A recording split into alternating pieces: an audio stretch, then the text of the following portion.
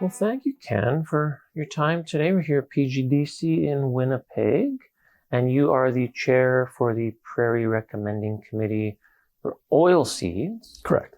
And I understand that you have some new mustard lines being put forward this year. Before we talk about that, though, I'm just curious. I've never had the pleasure of sitting down with you before. And you talk a little bit about your background at the CDC and how you came to be involved with PGDC.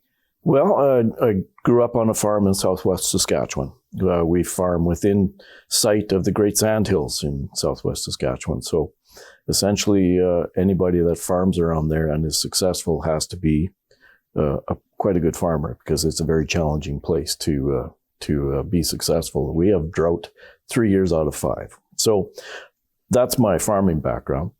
Went to school in Regina. And through various positions, I managed to get hired by Dr. Pierre Huckle at the Crop Development Center in 1990 in the wheat breeding program. And I worked with him for 18 years. And I consider myself extremely fortunate to have spent time with Pierre. It was very much a steep learning curve for me from the beginning. And, to learn from someone like him, to work with him and see what he's done for wheat breeding for me, it was very beneficial for me in my learning curve, so to speak. And then in 2008, a position opened up in the flax breeding program. And so after investigation into it, I decided to switch over to flax. And I had then the opportunity to work with Dr. Gordon Rowland, another, I guess, legend at the Crop Development Center. And then Dr. Booker, and now I'm working with Dr. Bunyamin in flax. I understand you have, like I say, 4 mustard lines being put forward. There were 4 mustard lines that came out in 2023. 2023, that's what it was. And Dr. Baifeng Cheng was very excited about releasing those. That's kind of a fruition of a lot of work in her project. And she is asking for support for 2 more lines this year in 2025, yes. So, and both of the lines, from what I can see in her request for support, look very, they look really well. They look really good. So I'm pretty sure they'll pass. I understand there's some pretty significant yield increases involved. The last few lines that she's managed to release, some of them have double-digit increases over the checks. And for our mustard growers in Saskatchewan, that's very important.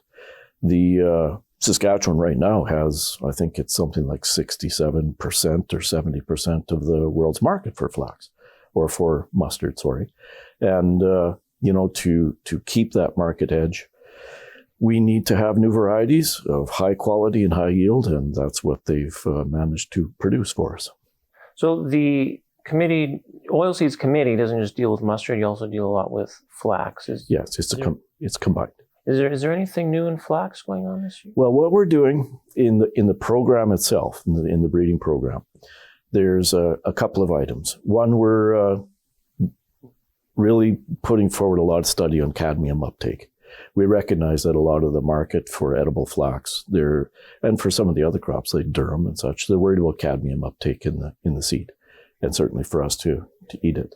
So we've got a grad student project working on cadmium, and we're trying to identify the procedures of its uptake, where it establishes itself in the plant, and how we can develop lines that certainly are lower cadmium.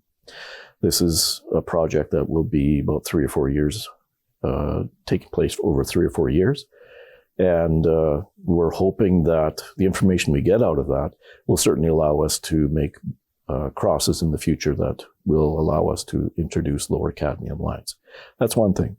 Second thing is, we recognize that like flax, like many crops that we grow, have been actively bred for several hundred years.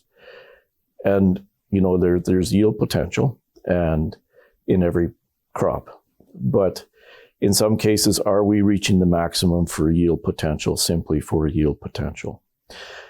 And one way to break through to achieve higher yields in my opinion, and in the opinion of many of us, is that we have to break through the disease barriers. And what we're trying to do, again, we've got another significant project to work on plasmo resistance in flax. And it's a disease that's not very well understood. I mean, we see it, we have it, we recognize it, but up to this point, it hasn't been studied all that closely. So what we're trying to do, again, we have a grad student working on it, and we're going to start with getting the basic nuts and bolts put together to understand how the disease reacts under different environmental conditions, how we can identify variants that allow us to maybe test for resistancy or susceptibility, and then again, introduce those into the program. Third thing we're doing, Bunyamin is introducing genome selection into our breeding system. And, that system itself, we're in the data accumulation stage of that process. So what that means is that we're looking at quite a few entries in our early yield trials. And we're identifying the lines that have good characteristics, be they yield, early maturing, that kind of thing.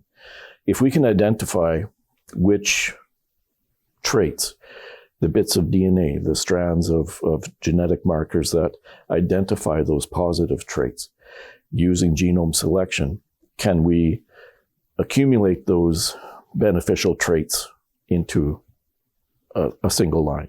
It's the dream of every breeder, right? To get everything positive into one line. And this genome selection process will enable us to kind of work towards that. We certainly hope that genome selection will allow us to perhaps narrow down the vast number of parents that we have access to, narrow it down to the many that have the best characteristics. It's kind of to minimize the